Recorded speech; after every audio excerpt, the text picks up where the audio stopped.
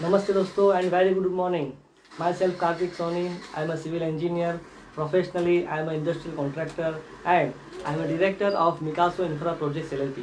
दोस्तों जैसे कि हम लोग ने कल बात किया था कि स्लैब के कास्टिंग के बाद हमें कौन सी चीज़ का ध्यान रखना है, कास्टिंग के दौरान हमें कौन सी चीज़ का ध्यान रखना है, उसी टॉपिक के बारे में आज थोड़ा डिटेल में हम शेयर करेंगे कि सपोज़ आपका स्लैब ख़त्म हो जाता है तो आपको, जैसे मैंने कल बताया था कि आपको स्लैब के नीचे जो भी सीमेंट के लिए स्लरी नीचे गिरी हुई है या फिर कहीं पे कॉलम का गाबड़ा फूल गया था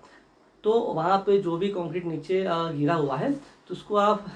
ताज़े ताज़े में सफाई कर लेंगे। दूसरा चीज़ हमें ये ध्यान रखना है कि अगर आपने कास्टिंग सीटू में कास्टिंग किया है स्लैब का तो आपको क्या करना है कि जो मिक्सर मशीन और लिफ्ट ऐसी दो जगह है कि जहाँ पे सबसे ज़्यादा वेस्टेज होता है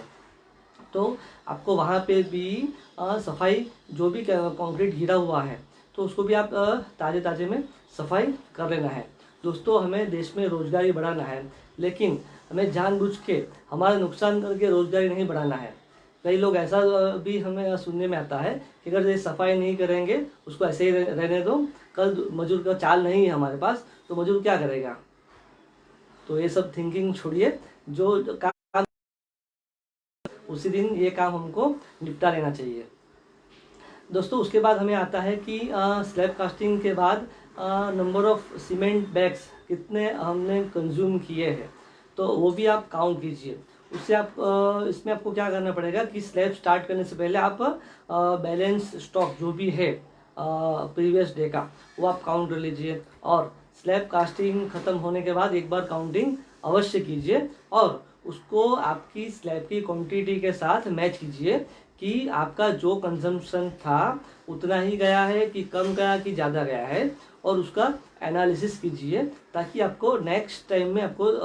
कहाँ पे ध्यान देना है कि सीमेंट ज़्यादा गया है तो आप उसको फाइंड आउट कीजिए कि सीमेंट क्यों ज़्यादा गया। अगर 2-5 बैग का फ़र्क पड़ता है तो ठीक है, लेकिन अगर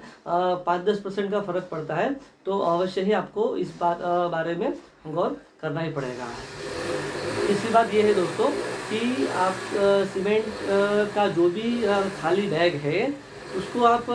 जमा कीजिए। जो भी सीमेंट वाला आदमी था जो सीमेंट डाल रहा था उसको स्लैब स्टार्ट होने के दौरान ही आप उसको इंस्ट्रक्शन दे दीजिए कि भाई जो भी सीमेंट का खाली बैग होगा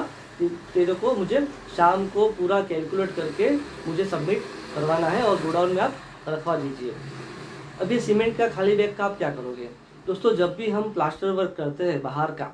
और या फिर मेशनरी वर्क होता है तो मेशनरी का और प्लास्टर का जो भी मोर्टार होता है वो आउटसाइड में नीचे गिरता है। अभी हमारे यहाँ जो भी आउटसाइड की जो सरफेस होती है चालू साइड के दौरान वो काफ़ी रफ सरफेस या मिट्टी धूल मिट्टी वहाँ पे होती है तो ये जो भी आपकी सीमेंट की खाली बैग्स है तो आप उसको वहाँ पे आउटसाइड में नीचे बिछा दीजिए और जो भी आपका मेशनरी का और एक्सटर्नल प्लास्टर का मोर्टार गिरेगा तो आप वो सीमेंट के बैग के ऊपर गिरेगा और आप वही मोर्टार को वापस उठा के रीयूज़ कर सकते हो। अगर आप ये चीज़ फॉलो नहीं करते हो तो आपको काफ़ी सारा मटेरियल लॉस का खतरा है और ये खतरे से हमें बचना है। खतरा यही है कि हमारा पेमेंट का लॉस, तो हम लॉस करने के लिए बिजनेस नहीं करते हैं, हम कमाने के लिए ही बिजनेस करते हैं। तो दोस्तों ये छोटी छोटी बातें हैं, ये थोड़ी टीडियस है ये सब चीज़ें करना, लेकिन ये सब चीज़ आप मेंटेन आपको करना ही पड़ेगा तो ही आप सक्सेसफुली प्रोजेक्ट को रन कर पाओगे और अनएक्सपेक्टेड जो भी खर्चे हैं उससे आप बच पाओगे। तो दोस्तों जैसे हमने बात की आज की भाई स्लैब के बाद हमें कौन सी चीज़ का ध्यान रखना है, वापिस कल इसी टॉपिक को लेके आगे बढ़ेंगे कि स्लैब के बाद हमें कौन से स्टेज में आगे बढ़ना है, कौन सी चीज़ में हमें ध्यान रखना है। दोस्तों आज के टॉपिक के बारे में आपको कोई भी कन्फ्यूज़न हो, कोई भी क्वेश्चन हो तो आप नीचे कमेंट बॉक्स में मुझे पूछ सकते हैं। तो दोस्तों आज के लिए बस इतना ही, तब तक के लिए नमस्ते एंड गुड बाय।